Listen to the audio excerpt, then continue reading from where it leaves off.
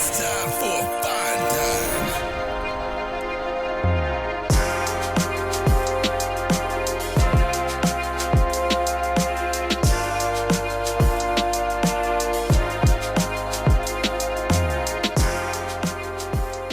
Hello, party people. I almost said hello, Japanese people. However, that would probably be incorrect. I don't think we've gotten a single download from Japan. But, maybe in the future that can happen. It's your boy Dre, and I am here with someone who has not appeared on Fine Time yet, and now the time is here. His name is Rick. That's true. The time is fine, and I am here. How's it going, man? Thanks for having me on. You're welcome. The time is fine, and I resisted every urge, and I will continue to resist every urge during the course of this podcast to call you Rickle. It always wants to come out of my mouth. Hey, I mean, who among us doesn't have a Rickle in the mouth from time to time? You know what I mean? I would definitely buy Rickle's Pickles with your face on it. I'm just saying. I've never seen that, but I have seen there's a company, and I don't know if I should buzz market them because I have no idea if they're good, but there is a company a while back that was making pickled beets. And they marketed them as Rick's Fat Beets, like fat with a PH. I love it. That's kind of excellent, actually. I kind of sort of like beets. I don't think I like beets enough to buy, but if I saw that brand, I might be like, so it's working on me. Yeah, that's a beet that I would try. For sure. Well, we're here because we're going to talk about us just learning Japanese. I just thought it'd be interesting. I was actually thinking I wanted to talk about this for a long time, and I was thinking, oh man, am I going to have to do another solo show here where I just prattle on about my sniffing my own farts? But then I discovered Rickle here. I already failed. I discovered Rick here, and he is also learning Japanese. So I thought, let's just talk about it together. It's true. It's true. I like the implication that you discovered me as if nobody knew me beforehand. You're just like, hey, here's this fat white guy that's learning Japanese. Let's bring him onto the show. No fat white guy has ever learned Japanese before, Rick. I'm telling you, you're the first. Absolutely. There's no truer statement has ever been said. If I get my co-host Steve to learn also to be two. So all right. I guess let's just start here. You know what? Usually I save this kind of stuff for the end just because I feel like it's more appropriate, but let's talk about Pixel Project Radio right now, actually. I want you to tell the audience about yourself, just particularly since you haven't been on the show before. Yeah, sure thing. So I am the host of a podcast called Pixel Project Radio. It is, among other things, a good plosive test for your microphone technique, but it is a video game discussions podcast where we focus on doing like deeper dives into story. We do some episodes regarding video game topics like the music of Nobuo Uematsu. We do some just standard video game discussions, and then we, at the end of the month, always do an episode going through a video game's full story, beat by beat, sort of like a real book club would do with a book. And it's a lot of fun. It's been a real blast. I have a new guest or guests on every week. Every episode, I should say, because it's not quite weekly. And if you're into talking about video game stories and like dissecting themes, basically treating games as literature, not to steal that YouTube channel's name, but if you're into that kind of thing, you could check us out wherever you get your podcasts at. Yeah, I enjoy the show. Fine Time listeners, if you like the show, you will also enjoy the PPR, the one and only. Okay, let's just start here because I always think it's a good place to start, is where you first got interest in learning the language. Because for me, in the 90s, I started buying subtitled anime because that was back, in the VHS days, you had to choose sub or dub, in the DVD era and Blu-ray, we got spoiled. But yeah, back when you had to choose, I was like, okay, I'll try a couple subtitled ones, right?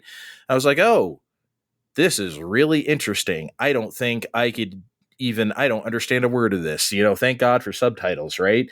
But then I started importing Dreamcast games the beginning of the year 2000, and then I wanted to just read basic stuff in the menus, you know? I was just like, oh man, I can't, you know, there's a lot of English, especially if you buy, like, I mostly bought like Capcom fighting games and stuff back then, you know, and, you know, Street Fighter Alpha 3 or whatnot isn't going to really challenge you in those menus. So I got by well enough, and a lot of the menus are English anyway. But I was like, yeah, you know, I would like to be able to read just a little bit here. So I learned katakana because I figured that would be the most useful at the time, and it was. I mostly learned hiragana and some like very basic grammar, Rick, like, you know, the wa particle, or, you know, like just literally stuff like that. Des, right? Like the most basic sentences you could possibly make. And then like just the bare concept of a couple of the particles like ni or de, and that was kind of it. And that was it for a long time until 2021. But you tell me where you started from. I'm a little newer to this than you are, I think. But what ultimately what got me interested in the language, I can't say there was any like definitive turning point or game or anything. I mean, since I was a kid, I've always played JRPGs. They've always been my favorite game genre. And, you know, as a child, Pokemon and Digimon were obviously two very huge phenomenons in culture everywhere, basically. But the Adult Swim block that would play various animes, such as Inuyasha was the big one for me, but also Trigun, which is another one that I like a whole lot. Yeah. Inuyasha, Trigun, Kikaider, which I don't think is on anymore anywhere. I can't really find anything about I it. I don't think so. But yeah, it was stuff like that, you know, I knew from a young age that I was into Japanese media that was being put out, whether it was games or television shows or whatever. And then later in life, I learned that Japanese music, especially like fusion and jazz, is really fucking good. Oh yeah, it's excellent stuff. But you know, I've always wanted to learn a language. That's just been a bucket list goal for me all of my life. But nothing has ever jumped out at me. And one day at work, I was, you know, it was during work's slow season. This was back in July of 2022. I was just like, I got all my work done for the day, and I was really bored. And I was like, you know, maybe I'll just like dabble in some kind of a language today.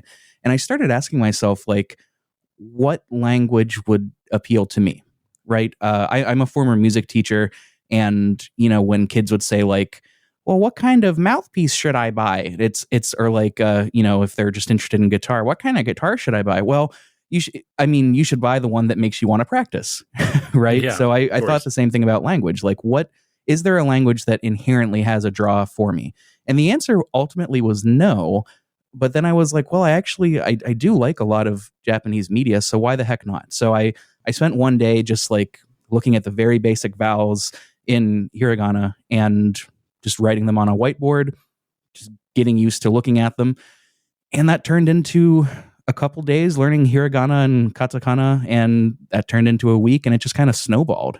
Interesting. So it's interesting that it didn't come directly. It just kind of seemed like I like Japanese stuff, and then, oh, I want to learn a language. I guess it should be Japanese.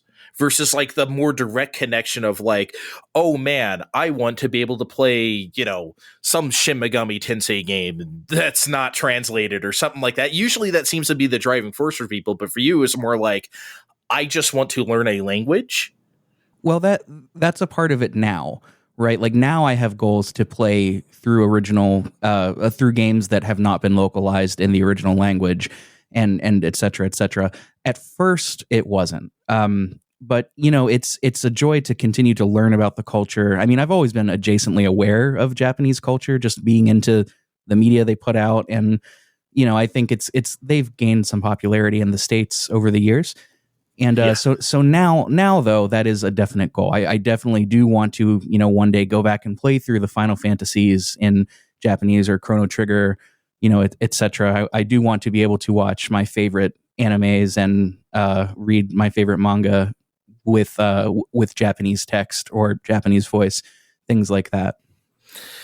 Yeah, I guess we'll get into a bit later, but yeah, it's very interesting to have that kind of goal, which I don't really have.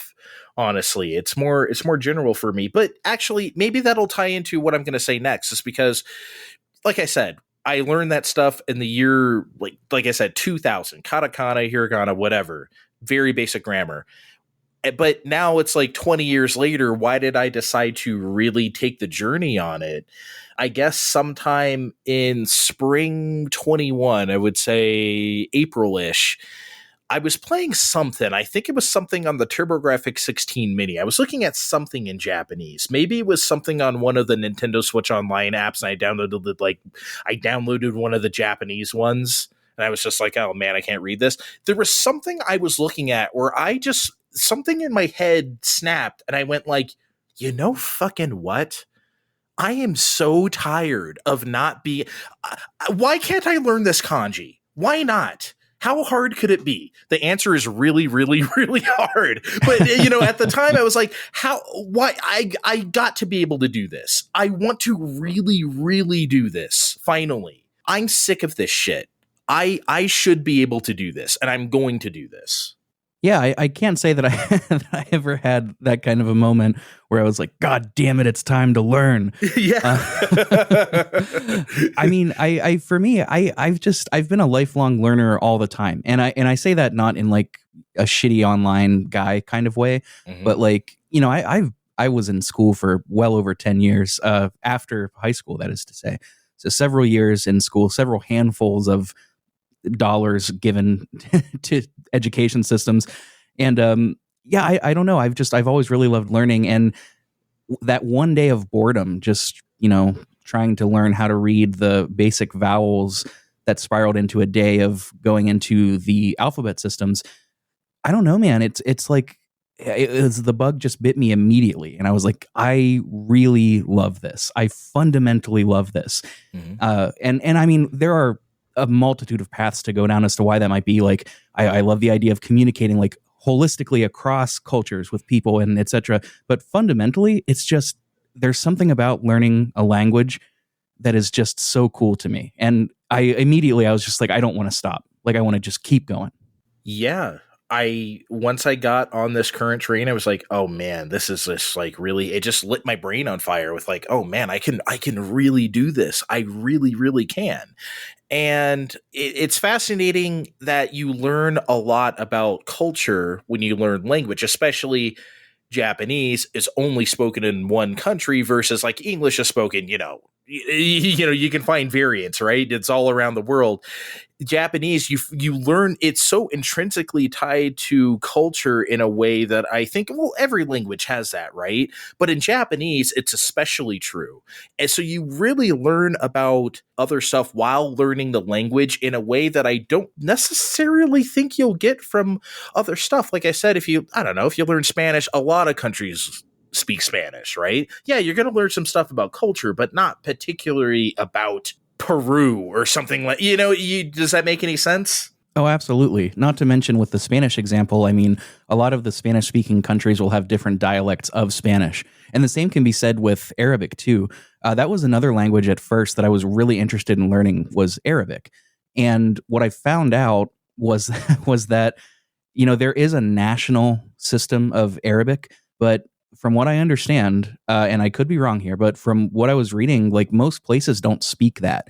And if you only speak that nationalized version of Arabic, you could have problems, whenever you visit, Azerbaijan or Kazakhstan or wherever. Wow. So each sort of like the advice that I saw online was like, yeah, if you're going to go live in, I don't know, Iran, like look into the version of Arabic that they speak. So that kind of immediately I was like, okay, as a newbie to learning language, this is maybe not a good idea to start with. But no, you're right with Japanese. Like, I mean, Japan is localized to an island, right? They're an island off in the ocean. So in a lot of ways they are, I don't want to say, I need to watch how I speak because I don't want to accidentally say something insensitive. They're not othered, you know what I mean? But like they don't have, you can't just cross over the border like you can from, France into Germany or France into Spain. Yes. It's not that easy. Or America into Canada. Mm-hmm. It's not that easy. So as far as that goes, I mean, their culture has to be tied to the language. It's almost a necessity. The way they use a language too, just like you look around any given place where it's just like, God, they use kanji that way too. It's just like a signpost, or just like, just the ways it can be interpreted, and the ways culturally what they mean, when to use kanji, when not to use kanji, the feel of using something versus not. It's all very, very fascinating stuff besides just learning the language itself. Fine time.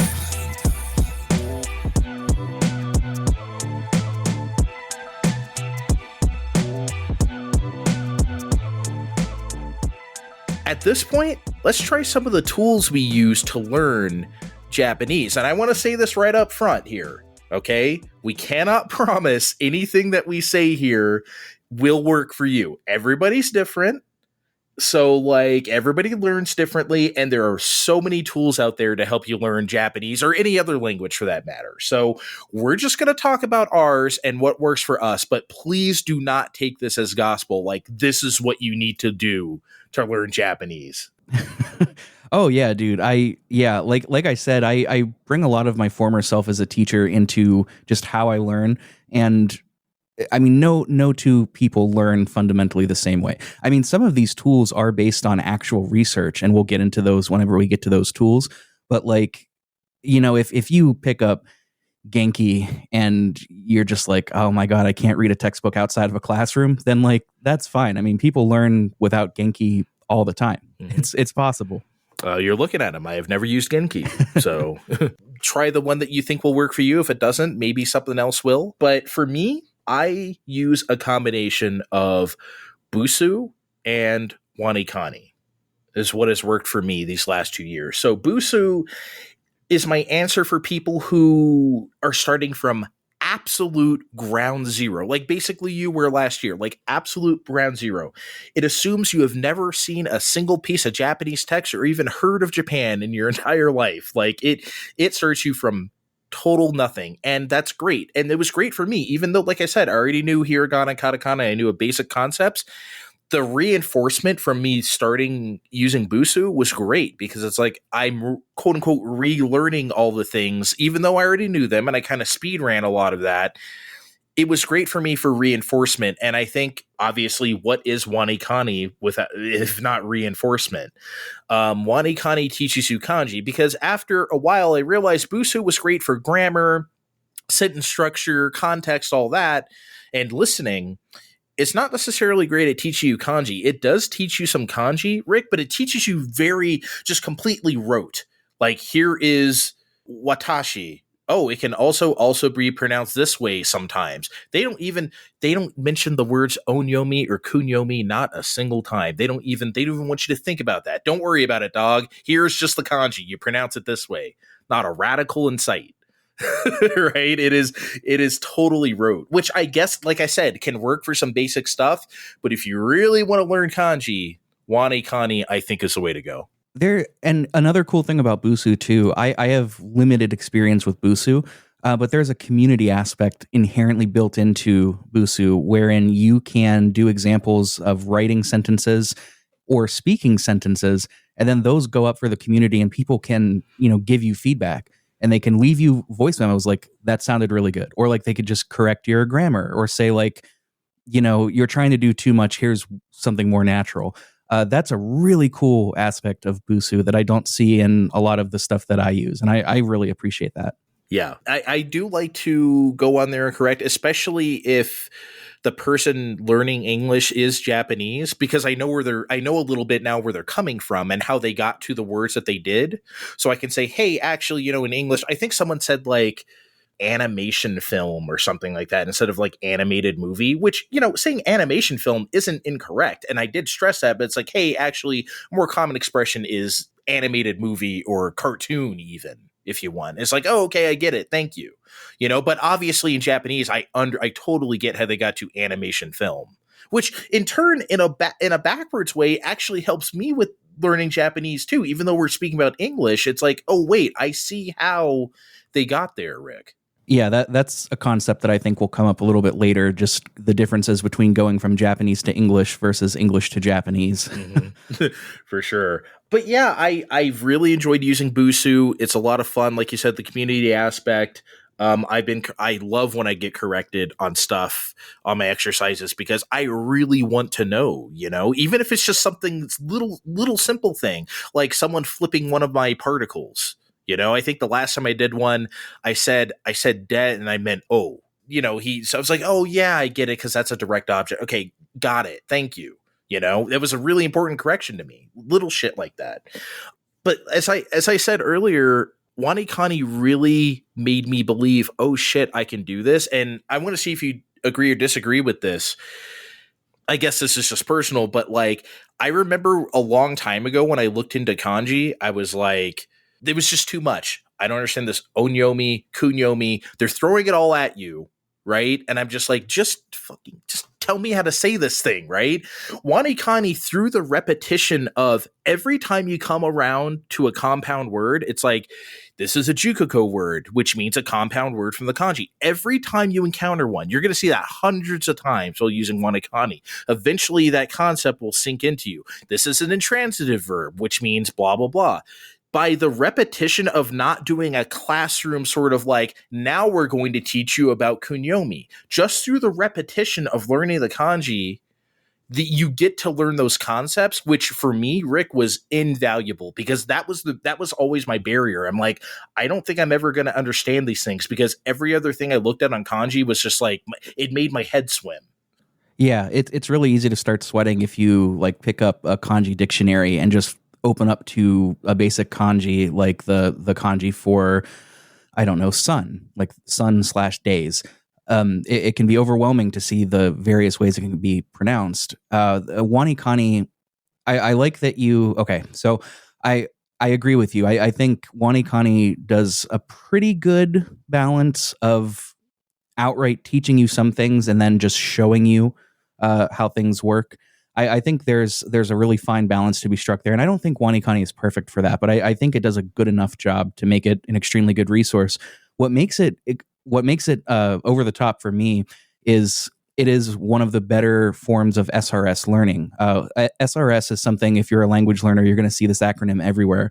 SRS stands for Spaced Repetition System, and it's a way of learning that the gist of it is the earlier on you learn something. Let's say you learn a brand new word today. You're going to see that word come up in your reviews way more often at the start. And then as you continue to get it right, the system says, okay, you know this. So instead of showing it to you again in 24 hours, we're going to do it in 48. And then, oh, you got it right again. Okay, so now we're going to show it to you next week. And then, oh, yeah, well, you got it wrong this time. That's okay. We'll show it to you again in 48 hours this time. It's an algorithm. It's a formula that works just fundamentally based on how we learn, right? You can't. That's one of the things that you might see online are people suggesting like, oh, you got to learn like 15 new kanji a day, and it's like, No, that's okay. Man. I mean, do you can't hold that many items in your short-term memory, right? I believe it's.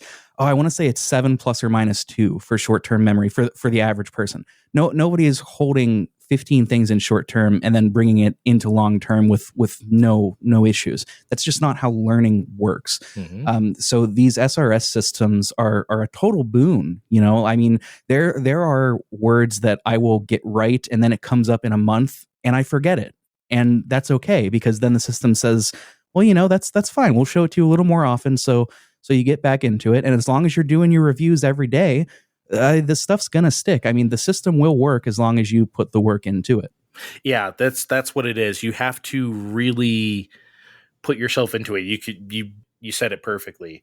And that's important, actually. Besides the tools that we use every day, do something every day. Even if you don't do Wanikani every day, which I think you should, because even if you just do reviews, don't put anything else new in your queue, don't add any other kanji, just review what you already know. That's good.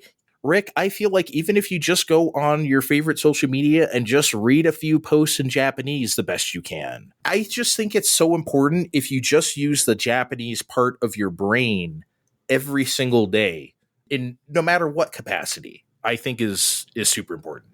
Exactly. You might not feel that this is true, but you will have more success over a longer period of time if you do 10 minutes, 6 days a week consistently versus 1 hour, 1 day a week consistently. That consistency is key. You might feel like you're learning way more in an hour than you could learn in 10 minutes at a time, but I promise you, stuff is slipping through the cracks. Fine time. Fine time. Fine time.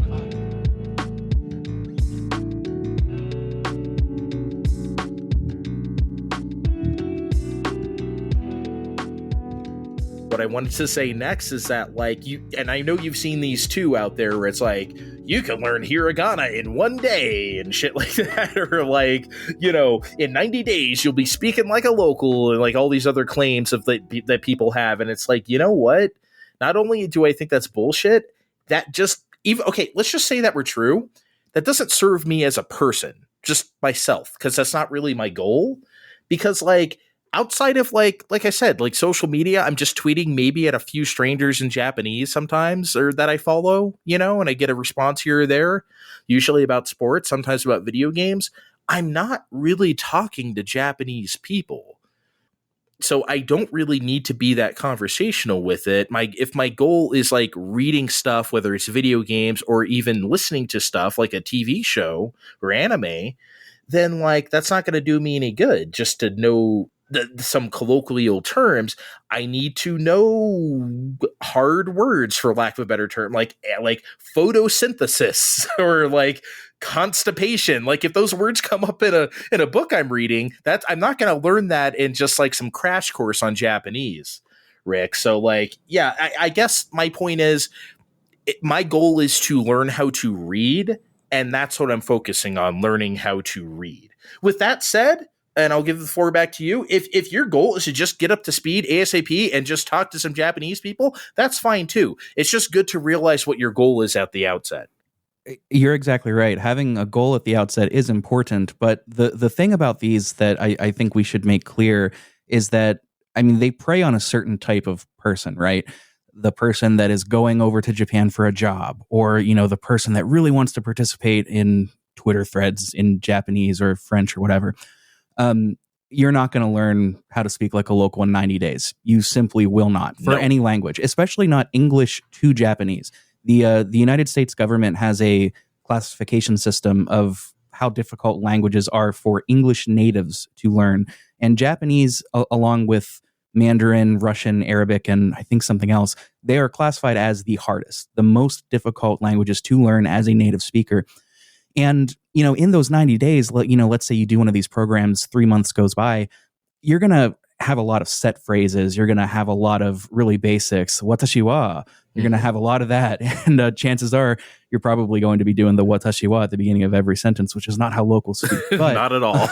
And the problem with that too is like, yeah, you've got a bunch of set phrases, but you don't fundamentally understand the language. So if somebody comes up to you and instead of saying, "Oh, it's nice to meet you, where's the restroom?"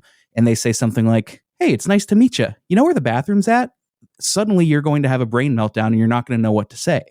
You're going to say, "Please speak Choto slowly, please." It just, you know, it doesn't, this isn't a good analogy, but it's like putting a Band-Aid over a deep wound, right? You're not treating anything. You're just making it better in the present, right? And that's what these 90-day courses are to me. I don't think they're worth your time. I mean, unless you're like reviewing, you know, just trying to see what's the deal with these courses. I don't think they're good for learners. I really don't think so either. It just doesn't. I don't think it's going to get anybody where they want to be, I guess. No matter what your goal is, I feel like that ain't it. I remember when we first started talking about this, you were telling me some of your adventures on Reddit of some. He's rolling his eyes, ladies and gentlemen, of the people on some of the subreddits there. And look, I've never braved that stuff. I've peeked at it, and I'm like, nope. And I kind of backed out because I'm like, I don't think this is for me. But if you got any wild claims or stories from there, I'd love to hear them, because Reddit. Yeah, I mean, look, so the sub in question is r/learn Japanese. And like any place on the internet, there are good people in there, and there are genuinely helpful people. But it has a reputation of being a very toxic place. And I've spent a lot of time there, and I got to say it's deserved a lot of the time. They a lot of people over there will treat learning a language like min-maxing. Like, if you are not doing the absolute most every day, then there's no point. And there are people there that's like, you shouldn't take more than 1 day, 2 tops to learn hiragana and katakana. You should be beyond N5 within 6 months. It's just all of this stuff. And they'll be like, yeah, you got to like, I mean, 2 hours a day minimum. And it's like, if you're studying it, sure. But for the average adult that's working a 9 to 5 every day, what are you going to do? Just have them get home after their 9 to 5, not including driving time, and just neglect their family to do 2 hours of Japanese? Absolutely not. No. You're not going to do that. And then there are people on there that are like, well, I practice 8 hours a day. And it's like, no, what I bet you're doing is looking at one flashcard, or 10 flashcards every, however many minutes. And there's problems with that learning approach too. So there's a lot of bad advice on that subreddit, but there's also a lot of good advice. So I would say, if you're going to go into that subreddit specifically, if it's something you can fact check. So if you see this kanji and you look it up and you say, oh, that can be pronounced nichi or jitsu, if you could look it up, then good advice. If it's not quantitative, if it's somebody saying you should be doing this or you should be doing that, throw it out. Don't listen to it. There's no reason to approach learning a language, something as beautiful as a language, living like a language, and feel like shit because people online are telling you you're not trying hard enough. Don't even give them your energy. It's not worth it. That is sage advice, Rickle. I totally agree. And there's a lot of things. Just, it's funny when you were talking about Nietzsche or Jesus. What gets me a lot is the fucking moon, Getsu or Gatsu. Really, I'm good on ski. I can do that. It Getsu or Gatsu sometimes. Which one is it? My brain sometimes does a flip, but for the most part, I think I'm okay now. That's thankfully though, like that's something that if you said that out loud to a local, like if you were asking what month it is and you said Nangetsu instead of Nangatsu, they would probably know what you meant. Yes, of course. That's what? That's important to say, actually, because people get so nervous to like use their language online, like even no matter how, like what level they're at. And you should not be afraid of that. That's something you really should try your best to let go, because you're not going to say everything perfectly. Just like the same way, if a Japanese person is speaking English to you, their syntax or their grammar is not going to be perfect. And we understand that. They're going to understand you the exact same way. So it's okay. Go out there and use it. If you use social media and you want to use your whatever language you're learning, but in this case, Japanese, use it. It's fine. Nobody's gonna, block you because you said wa instead of ga.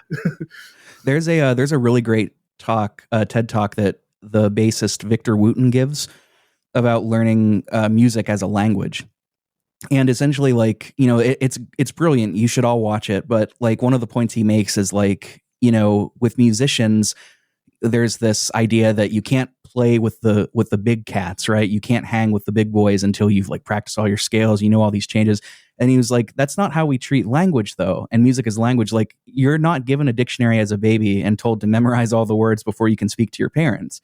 You're allowed to freely speak and freely make mistakes and be corrected as you go in an environment where everybody is supporting each other. And like, his argument for music is music should be the same way, which by the way, completely agree. But literal languages too, right? Like don't be afraid to use it. And if you're wrong, sure, there might be some jackasses out there that take the if you can't speak my language, get out of here kind of approach. But I think those voices, as loud and as cruel as they can be, they're not the majority. No, not at all. Especially not in Japanese culture. From what I understand, like if you go up to anybody and say dozo yoroshiku, you're gonna get like oh nihongo jozu, like you're gonna get nihongo jozu like immediately. Like from what I understand, they're very receptive to people taking the time to learn their language. Yes, They are. And I've noticed, you know what I've also noticed too? They'll take it down to like there's someone I talk to on Twitter sometimes, usually it's about sports, and they recognize that I'm not a native speaker and I'm trying my best here.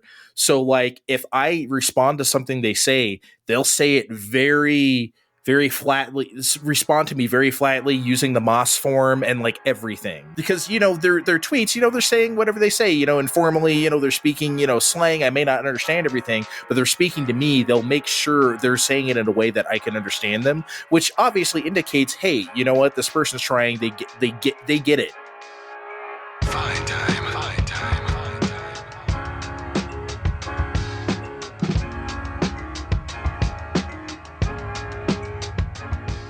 Do you mind if I just like real quick list off some apps that I would recommend? Oh, sure. Yeah, go ahead. Sure. So, like you, WaniKani, full recommend, full send, and Kani Wani, which does the inverse. It asks you the English phrase, and then it asks you to translate it into Japanese. Those two together, brilliant. The one that I started with was Duolingo. I don't recommend doing this full time. Like, use it to learn the alphabet. That's great. I really, really, really like Human Japanese. They've got a beginner and an intermediate. I think some people might say the pace is too slow. I think the pace is perfect. It's very conversational. Conversely, Take Him is a free website. You can get and an app. You can get a book too. Basically, you're just paying for the binding, but it's a free app. Take Him. It explains basic through intermediate Japanese concepts very succinctly, very easy to understand. Perfect. I also like Genki. Genki is good. I use flashcards with Anki and Memorize. And then, I've dabbled a little bit in Busu and Link, Linq. Yeah, I've heard of Link. Steve Kaufman's little project.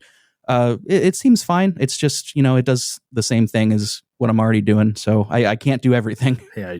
I've heard of Human as well. I've never tried Human.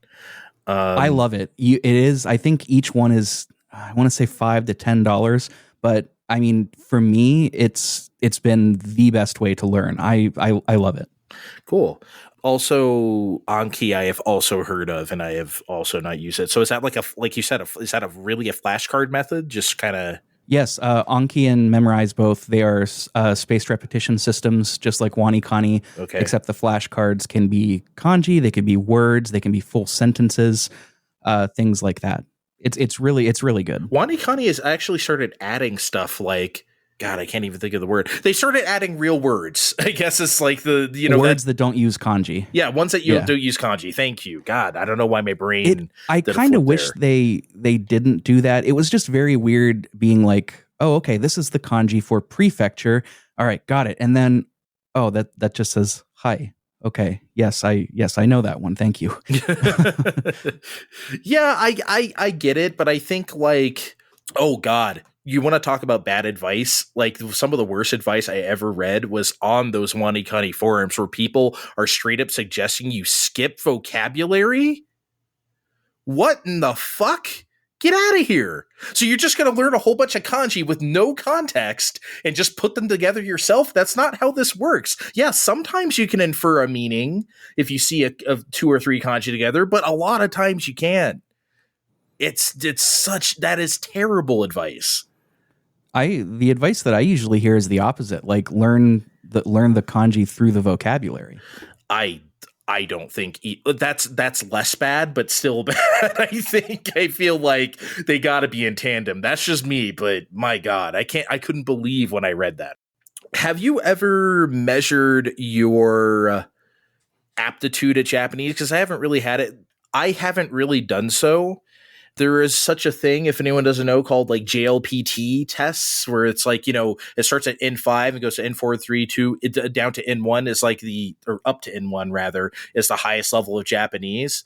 I've never taken any of those, so I just kind of call myself the low end of intermediate. I don't think I'm a total beginner anymore, but I'm sure if I took it N5, I could probably just do fine. Yeah, first of all, the way you paused, have you ever measured I was like on the edge of my seat. I was waiting. Okay. Every guy's done that. You're not even allowed to appear on Fine Time unless you have. I'm just saying. Yeah. I mean, look, PSA to everybody listening, all the men listening, you gotta measure your inseams, otherwise your pants are gonna get messed up from your shoes. You just have to do it. But don't. Anyways, I have done that. I take mock JLPT N5 tests from time to time. I cannot do the N4. Like, that is above my head.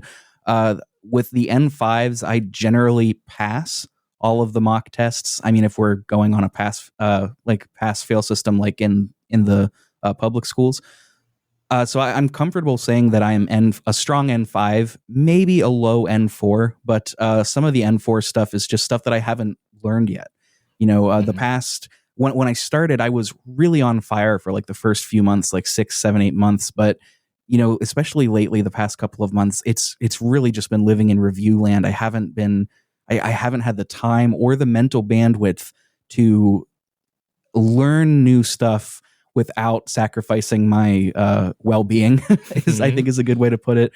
So I am bummed. I feel like I'm letting myself down, but language is a lifetime thing. Well, I mean, once you start learning a language, you never stop. I look up English words daily, dude. Like, daily. I'll just think like, could I define was if somebody asked me what does was mean? I don't think I can. Let me look that up. And like every day, it's a lifelong process, and we're natives, man. I mean, So like, I'm trying not to beat myself up about it too much, but it's tough. I'm really glad you said that, though, because that's very important for people to know. There are going to be ups and downs with it, and that's okay. I'm kind of like, I've been on the Busu right now. I've been kind of, I've been getting back into it the last like few weeks, but like for Wanikani there for like a good 6 weeks, I didn't introduce any new stuff. I've just been, like you said, review land. That's really important to know, that people shouldn't feel like shit if they have to take like a mental break, or it's just like, I can't do it right now because I got busy. But like, I think there's a lot of people who shame that. No, you got to do it every day. But like we said earlier, doing something every day doesn't mean doing a lesson every day, or at least it doesn't have to, as long as you just maintain that Japanese part of your brain. Actually, I wanted to mention this earlier and I forgot to. The reading materials. I don't know if you've ever tried to, like, in your travels, read like any like easy manga or just like children's stories. Something that's really easy to read in Japanese, I think, can be satisfying for people. It was for me anyway, just being like, I can actually apply my language to something. I think there's something to that. I haven't done a ton, and this is far and away my worst habit, is I haven't done a ton of reading.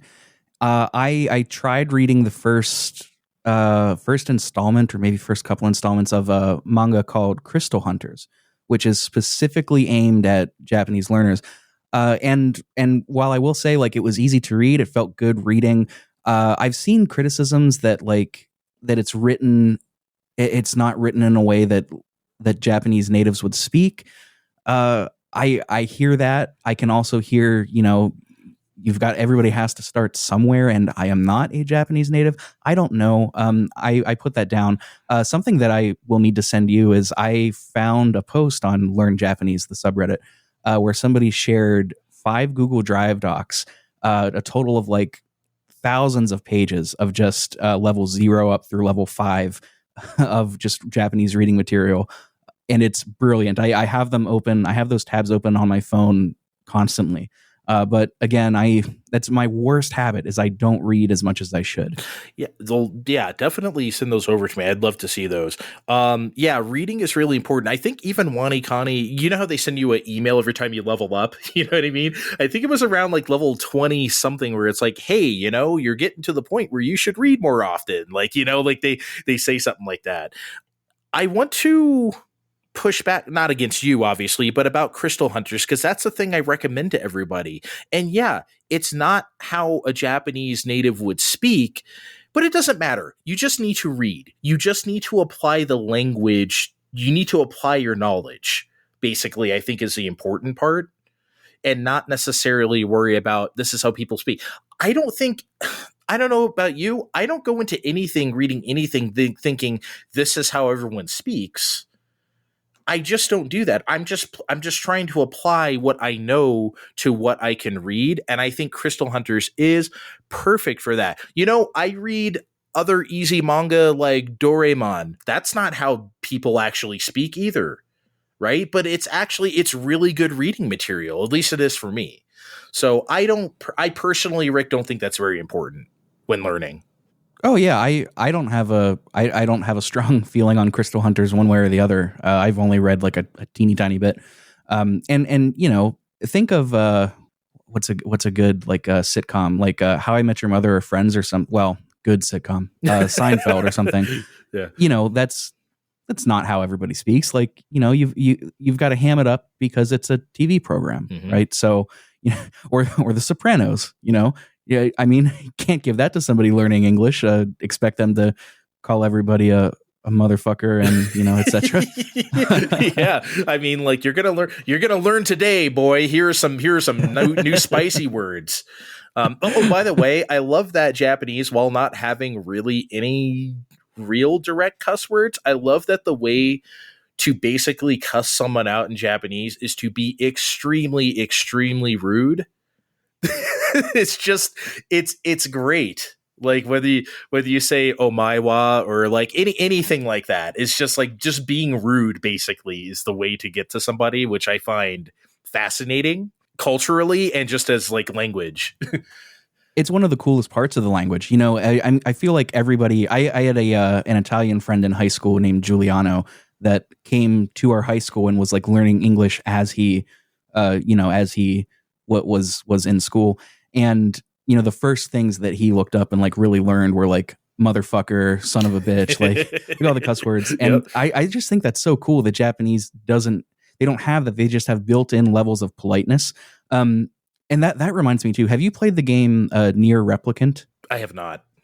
So there's a character in Nier / the remake Nier Replicant that in the English dub, she swears like a sailor, like crazy. It's one of her characteristics. And in Japanese, what they did, because Japanese doesn't have words like, you know, they don't have ass or fuck or god damn it. So what they did in Japanese, they used the rude sentence structures, but they bleeped out like just parts of the sentence, which gives it kind of a comical effect, if you ask me. But it's like watching South Park or something. But that's pretty good. Yeah, it's very cool. It's very interesting. That's really funny, actually. It's funny how they get around that. Well, I remember like back in the night, I'm sure this doesn't happen anymore, but in the 90s when I would watch subtitled anime, the big nerds who actually quote unquote knew Japanese would say, you know, because the subtitle would say, "We need to get our ass out of here." Of course, that's not something you would, you know, literally in Japanese. It's a localization, if you will, not a literal translation. Sometimes people don't know the difference still to this day. So like, you know, people are like, well, that's not what they say in Japanese. They didn't say bullshit or whatever. And it's like, you know what? That's basically the feeling in English. So stop. Yeah, I think those people just want to be technically correct, which is the worst kind of correct. Fine time.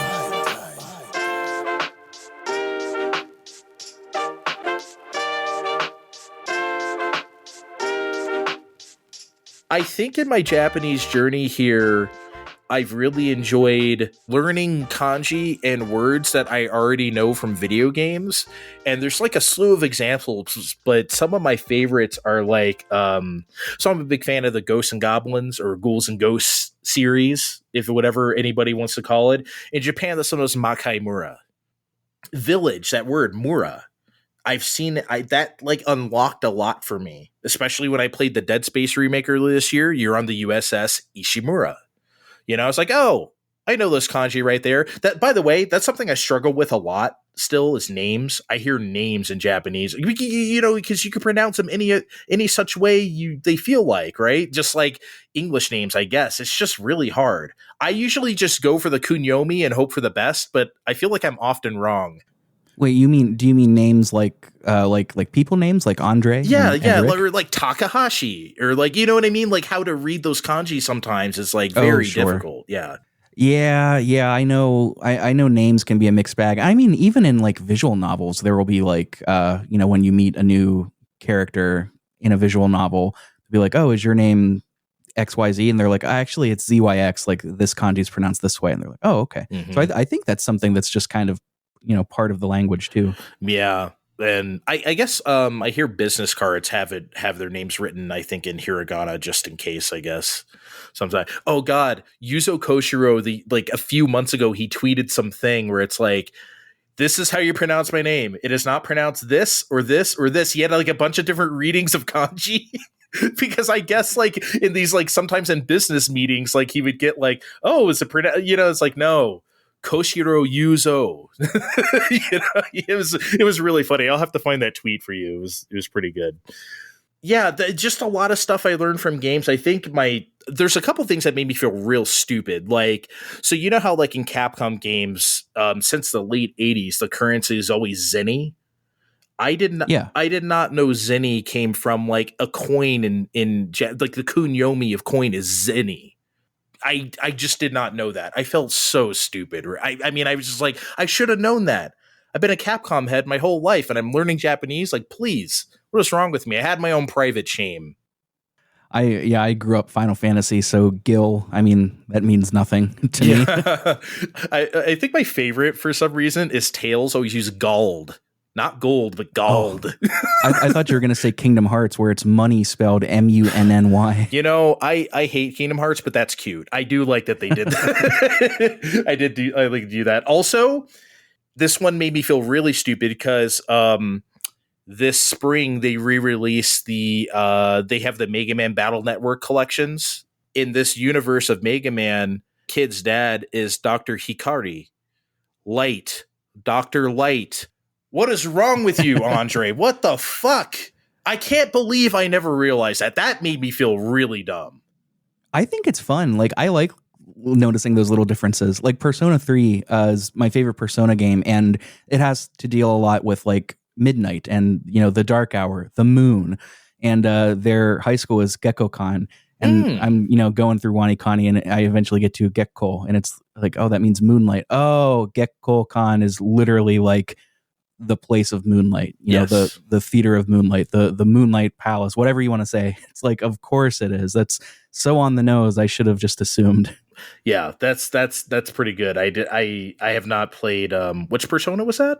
Persona 3. The remake is coming out soon, and I am so excited. And I played Persona 3. I played Persona 3 PSP back in the day. So I don't remember that at all. That's weird. I guess it's just been too long since I played it. Yeah, learning, like you said, though, learning stuff like that from games is fun. It really just reinforces your language. Have you ever actually tried to play a full game in Japanese yet, or no? No, I haven't. I don't think I'm strong enough yet. I've considered starting a game that I know like really well, like Pokemon Fire Red, for example. The interesting challenge with some of the older Pokemon games is that like, you know, Red, Blue, Yellow, Gold, Silver, is that they don't use kanji. It's entirely katakana and hiragana. And the struggle with that, which, you know, as a beginner Japanese learner, you might be saying, oh, that's great, I don't have to worry about kanji. Maybe, but the problem with only seeing hiragana and katakana is you don't know when certain words end and other words begin. Yeah. It's just tougher. It's like if you were to write without sentences write without sentences. Listen to me. It's like if you were to try to write without spaces. It's kind of the same thing.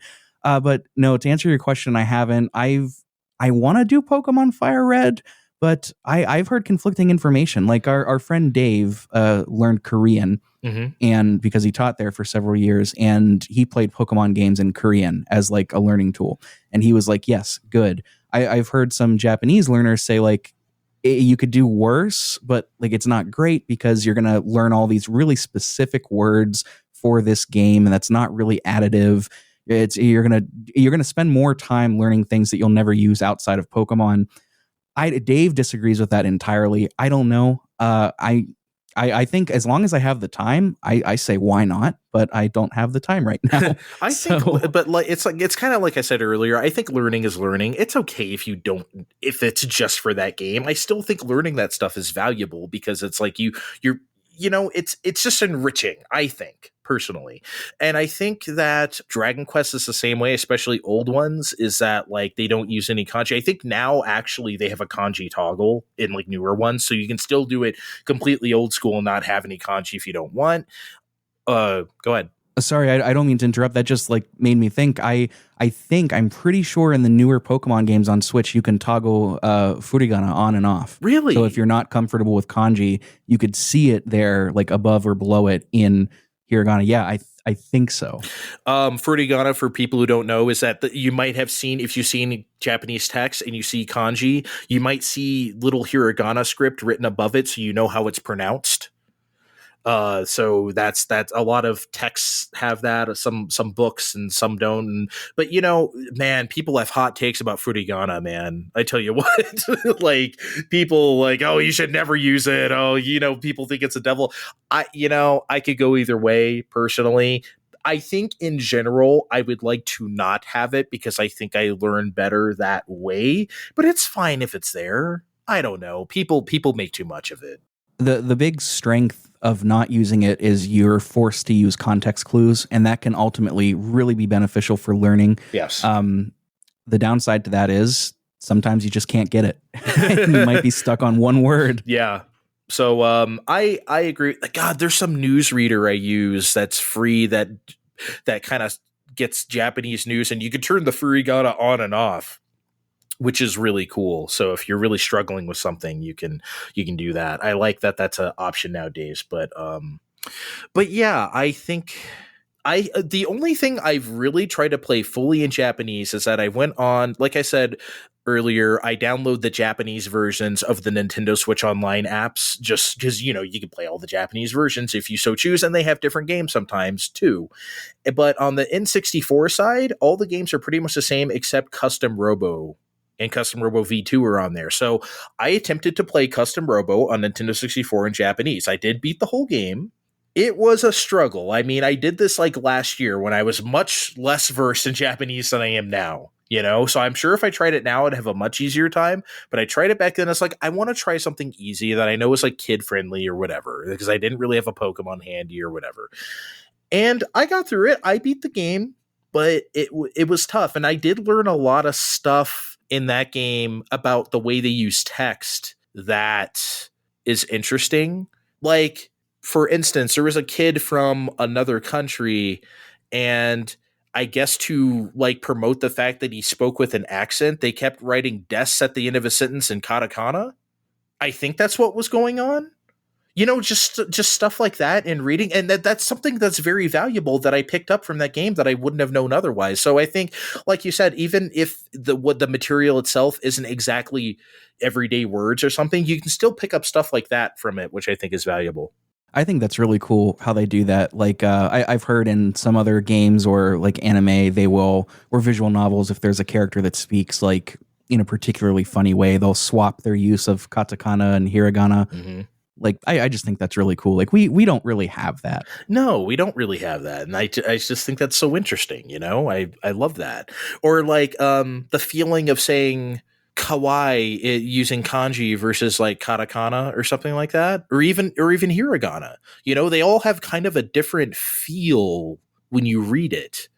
I think they do anyway. And it's meant to promote that. Maybe I don't understand what that feel is completely yet. But I get that it's kind of different. Maybe like katakana is supposed to be like more cutesy and like, that's actually something. See if you agree with me. And I have no idea if this is true. So if anyone out there knows Japanese, don't yell at me if this is not true. I feel like in general, kanji feels more formal versus like because there's like verbs that like you could use like a jukuko word, a compound kanji to say it, or there's like a more like Japanese word that uses like a kunyomi reading plus some hiragana. And I feel like that's a more, less formal way to say something. I wish I could think of a word off the top of my head, but I think you know what I'm getting at. I think I do. I've just never thought about it. Yeah, I feel like that's the case. Again, I could be totally wrong. But seeing the word cute in Japanese using the kanji versus like, katakana, it definitely feels more formal than the other for sure. I don't know. I just feel like in an official text or something, like you're writing something to your boss, you're not going to write that word in katakana. That's all. I don't know. I could be wrong. Would you write that word to your boss in general? Well, that's another discussion. I might. I very well might. Maybe I work at a stuffed animal factory and I got to say which ones are the cutest. You never know. Oh, all right, all right. I mean, there could be scenarios. Fine time. Fine time. Fine time.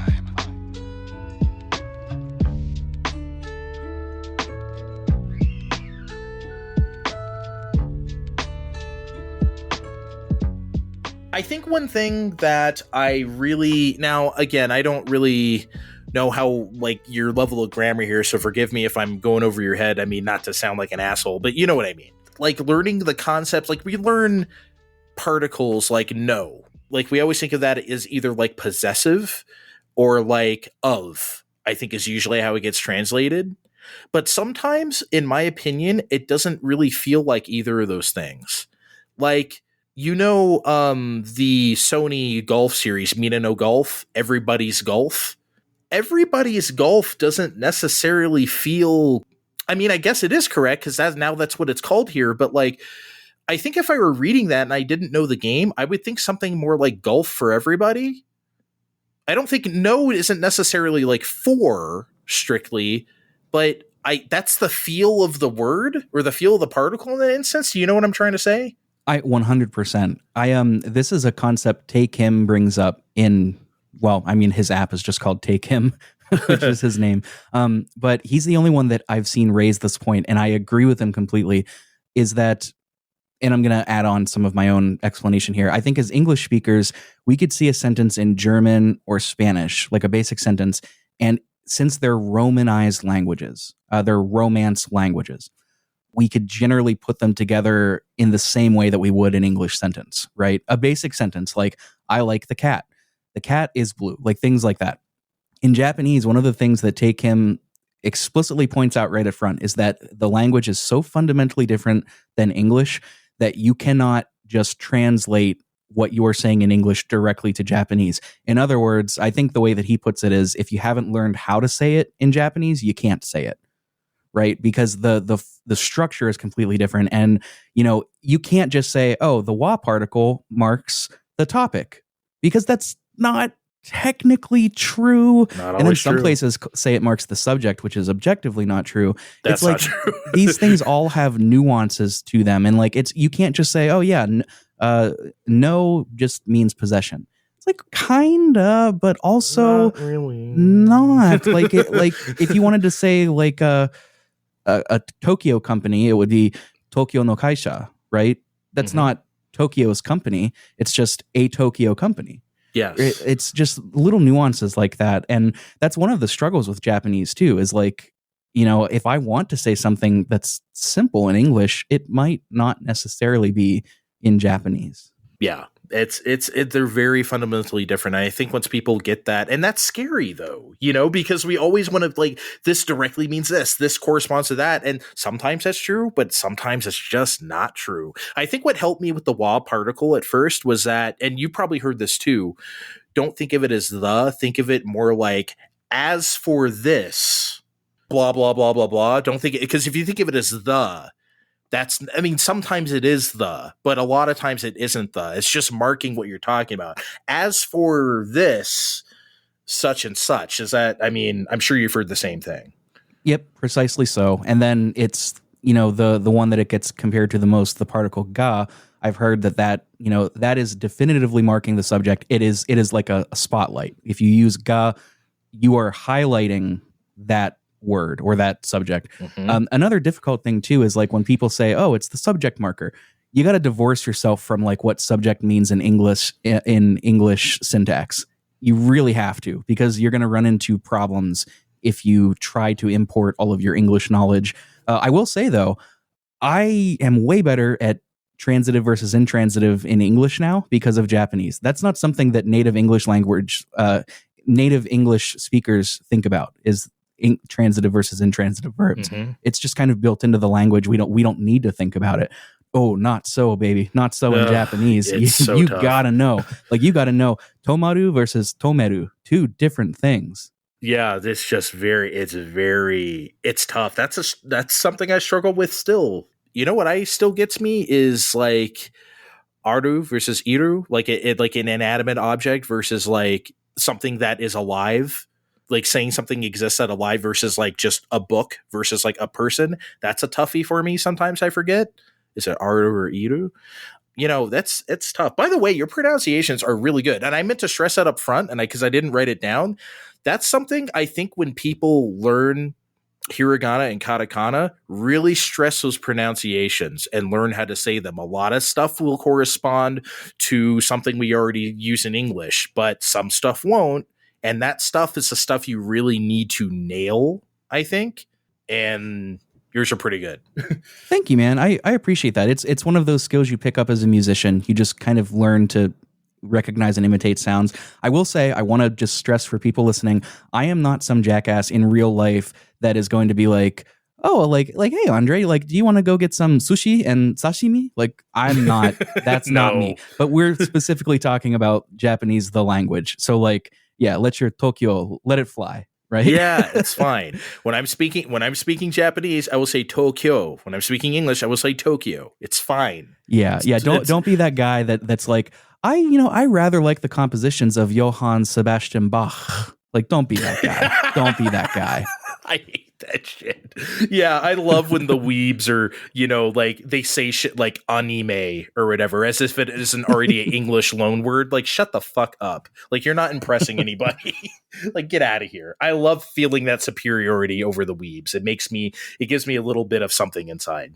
Did you feel that? Okay, I know this is gonna make me sound like a prick, but I do like when someone's on usually social media and saying, well, in Japanese, blah blah blah, and they're just spouting at their fucking mouth, and I'm like, I'm not even gonna. I mean, first of all, I don't know them. I'm not even gonna get in this conversation. But you can believe that, little bro. It's fine. Yeah, I haven't had a personal moment where I could clap back at one of those kinds of people, but I don't generally interact with those sorts of people online. Do you have any like favorite loan words that you really like, whether in Japanese, whether they're English based or not? Because one I found funny recently, because one Akane taught it to me, because they're starting to teach you just words that do use kanji. I did not know a deck of cards in Japanese was a trump. I had no idea. Like a trump card. I don't know where they got that from. Maybe they just heard, I don't know, like they just thought that was the name for cards and it just became Trump. I mean, there's a lot of jokes we can make here, but I just thought that was hilarious. It's like, oh, a Trump card. That's a pretty good one. I have an opposite example of this. I think it's so fascinating that baseball is so popular in Japan that they have their own word for it. Like you talk about basketball, it's basketball, right? Mm-hmm. That's just a katakanized version of basketball.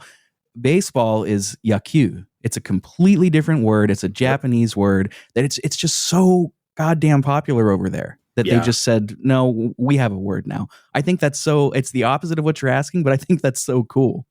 The generally accepted word for saxophone is sakusu. So like sakusu. I kind of like that. I think that's cool. Yeah, it's excellent. I love learning stuff like that. But yeah, Trump deck of cards, Trump made me laugh. Also, I don't know how an apartment building became mansion. If only. That's so, I know, right? I'm sitting in my mansion right now recording this with you. It's just, it's wild. I don't know. Maybe they just saw like, okay, a big house is a mansion. So this apartment building, I don't know. I would love to know the thought process. We'll never know because these words were coined like, hundreds of years ago, probably. But like, I guess on the same topic, and I'm really fuzzy on this, so don't take everything I'm saying at face value, but like Kit Kats in Japan have become like a symbol of good luck. Like if you want to say like, oh, good luck on the big test, you like give a Kit Kat. And side note, as such, Japan has way more Kit Kat flavors than we do. And I want that here in my life now. They're insane. Occasionally we'll get like a strawberry one here, but that is about it. That's kind of all I see. I think it's because like in Japanese, Kit Kat is kittokato. And that is, I want to say it's similar sounding or an onomatopoeia of something. I don't know. It's very similar to like saying good luck, and now it's just a whole thing. I guess that's a loan word that I think is very cool. Yeah, no, that is cool. I love stuff like that. The exchange of language and culture is always fascinating to me. And the exchange of candy. and the exchange of candy. I do like a good Kit Kat. Oh, I love a good Kit Kat. Are you kidding Okay, me? let's tell on ourselves right now, though. Besides the Okay. Kit Kats, let's say something that we're shitty at in Japanese, something that we really need to improve. I need to confess right now, I am terrible still at listening to Japanese. I am. I focus so much on reading during these last couple of years that I still to like if I play a Yakuza game or something, I can't. It's still every other word for me, man. I can't listen at speaking speed still. And that's, I think that's not great on my part. After 2 years, I feel like I should be better at that. Well, let's flip this premise, right? I feel like I should be better at that. That is how that should be said, but we don't speak that way. We elide a lot of the sounds. I feel like suddenly that's like basically two words.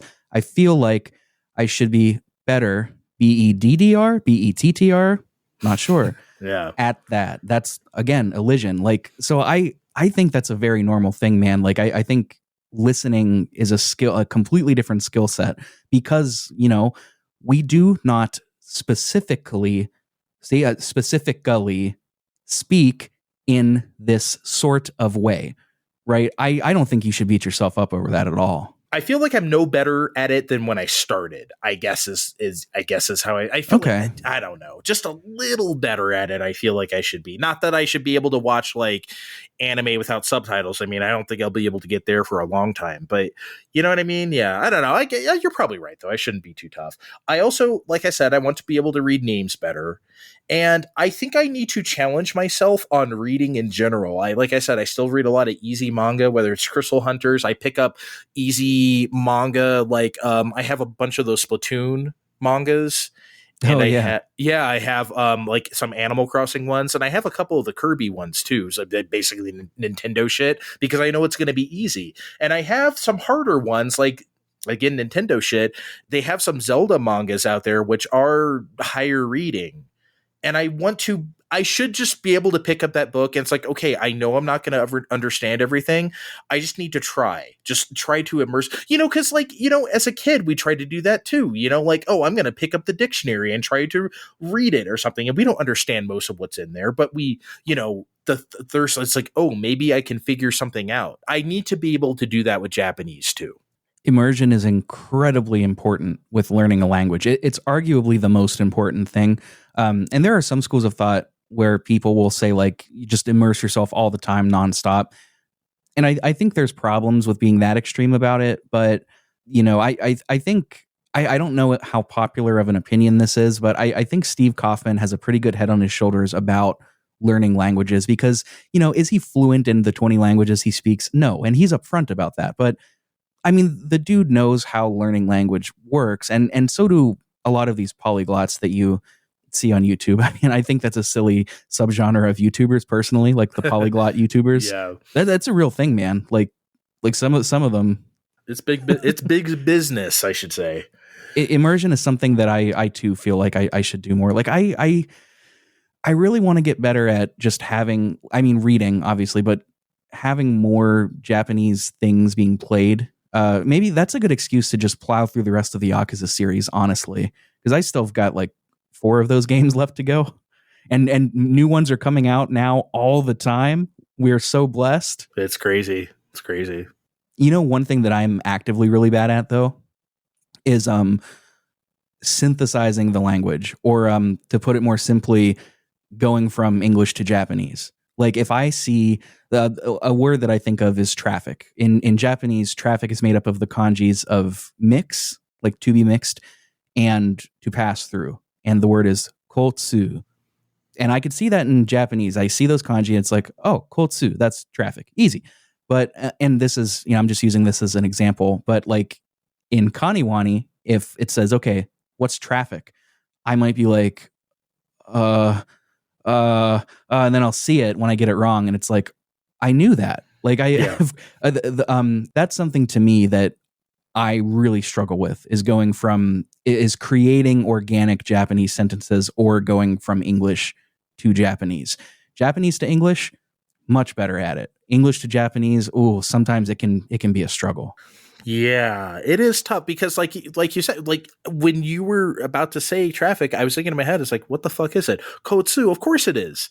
But I would know that if I read it, but to just bring it out of my head, if someone asked me what's the Japanese word for traffic, I don't think I would have been able to do that. But like I said, if I saw it in someone's tweet, I would know exactly what that means. So you're right. Context is so important and it really helps you learn and, like you said, synthesize that stuff. Yeah, and I mean Japanese is already a highly contextualized language, so in some ways it's not really realistic to just be using one word examples anyway.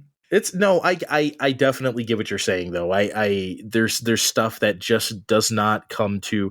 You sent me a funny video the yesterday that Oh had this yeah. guy with going through a bunch of homophones and stuff of like, of like here's, these all these things could be pronounced the same way, and it's tough, man. I don't want anybody out there to think this is easy. I don't think we made it sound easy, but if you're thinking to learn this language, be prepared. It's a bitch. So, but it's fun. I really love doing it. Yeah, here. I well said. I couldn't say it any better. Fine time.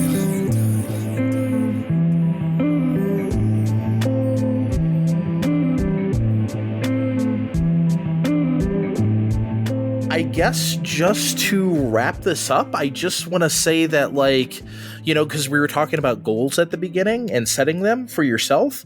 And I said I had no singular goal when I started doing this. And I have no goal now, like playing a certain game, reading a certain manga. But, like, I feel like if I were to put that kind of goal on myself, like in the next, by this time next year, I want to be able to play Snatcher on my TurboGrafx 16 mini.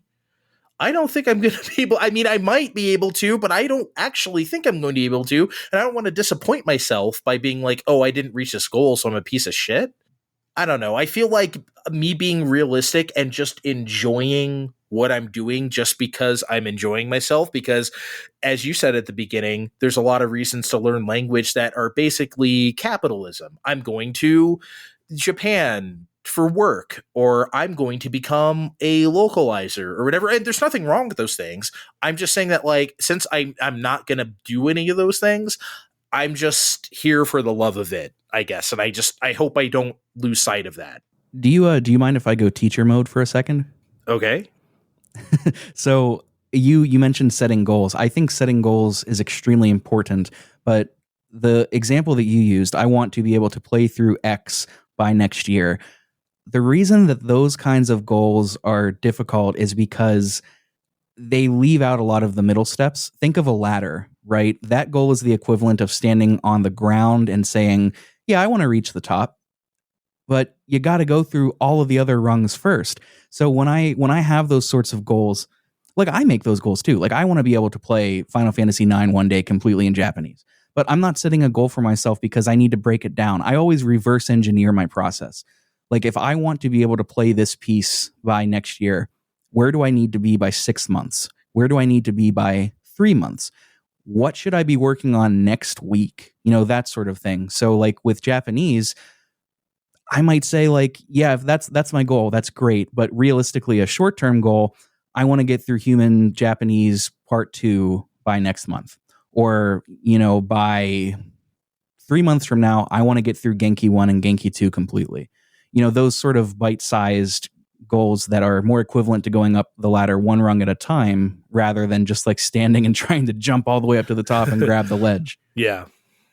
I'm sorry, I don't mean to like preach at you, but no, you're correct. It activated a part of my teacher brain where I was like, I've struggled with this same thing and I've had to learn how to do it right or do it better.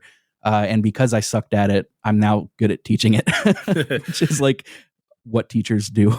No, I appreciate that. You are absolutely correct. And I do appreciate you saying that because you're right. Maybe we do set small term. I guess I was just thinking long term. I guess like those kind of wide things that don't like that may or may not pan out. And also there's people there are people who are going to be better at learning language than you out there. And I don't want people to feel discouraged like, oh, this person learned how to read this in, 6 months and I'm a year in and I still can't.